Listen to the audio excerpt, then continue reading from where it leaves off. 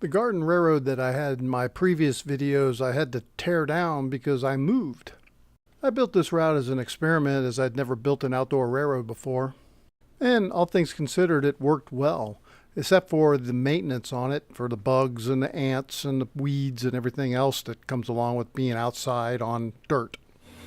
At my new house, I wasn't quite sure where I wanted to put my garden railroad.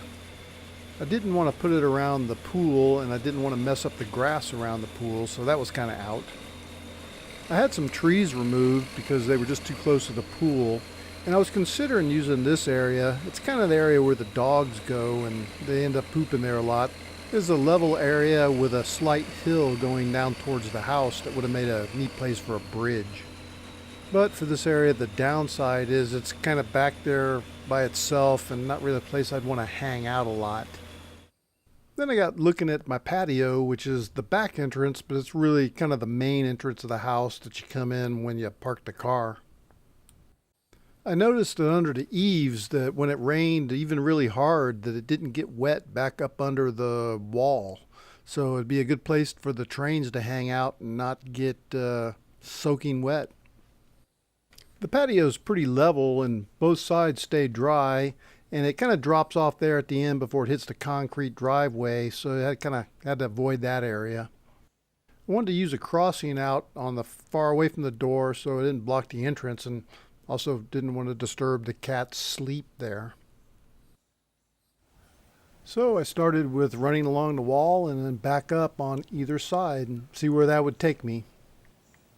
I decided to go as one long main line just to keep the wiring simple and not have to block it out. I had to make a turn up there to make room for the grill, and also kind of where I want to put the crossing, see how that goes. It's coming together. I like it. It's simple, but gives good running length and the distraction of a cross and keeping it out of the way. This is the completed main line, pretty much what I'm going to go with. I like it. It's simple, but it gets the job done. You can step over the crossing to get into the house. Now let's try this baby out and see how it works. It runs well and looks like I've got good clearance on everything, even though that's not my largest engine. It's just a test drive.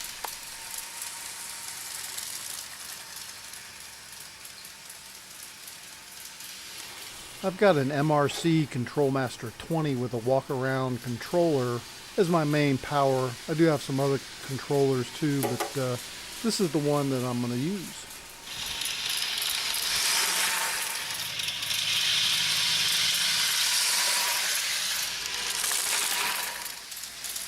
So next I added a siding to add a siding.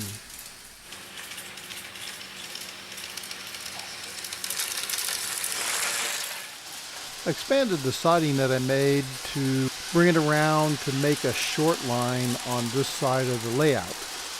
I call this one the Western short line. It gives me the ability to run around and then I can throw stuff onto the siding there. I placed doormats by the crossing to make it easier to enter and exit the house.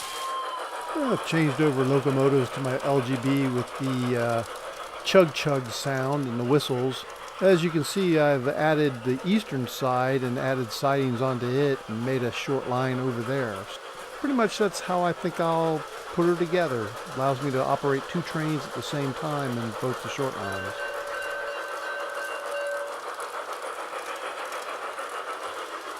Making a run around the eastern short line. The NW2 is sitting there with the power switch turned off. And bring it back out onto the main line.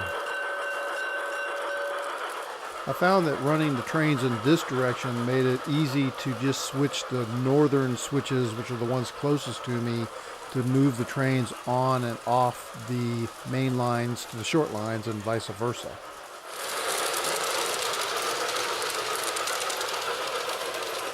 I had to use a little bit of shimming because this part of the patio started going downhill and just wanted to raise it up a little bit. Cat, get out of the way there.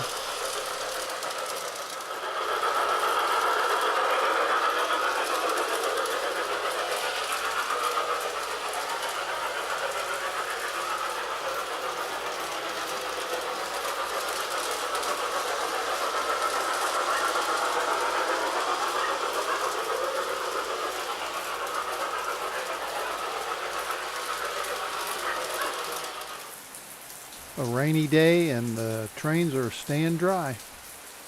Put up a sunshade. It works great for the sun, but really doesn't stop the rain at all.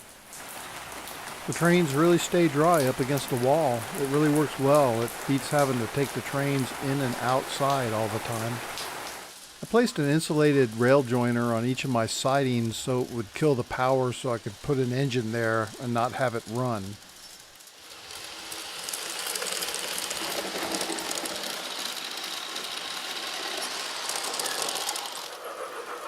This is a nice setup. I can sit there and run 2 trains at one time on the short lines and park the engine and then place them all on the main line, making breakup trains. So it gives you some variety.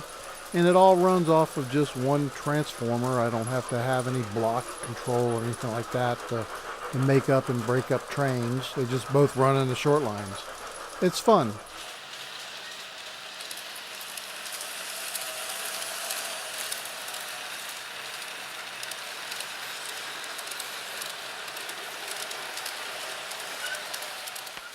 Well, that's a look at my patio garden railroad. It's relaxing to let the train just kind of run around and do circles while you're out there barbecuing or whatever. I'll tear this route down in the fall before the leaves fall and build something different next year. Maybe I'll run one with 2 tracks. I don't know. I'm still thinking about it. But hey, if you made it this far, please like and subscribe. That helps the channel. And we'll catch you on the next video.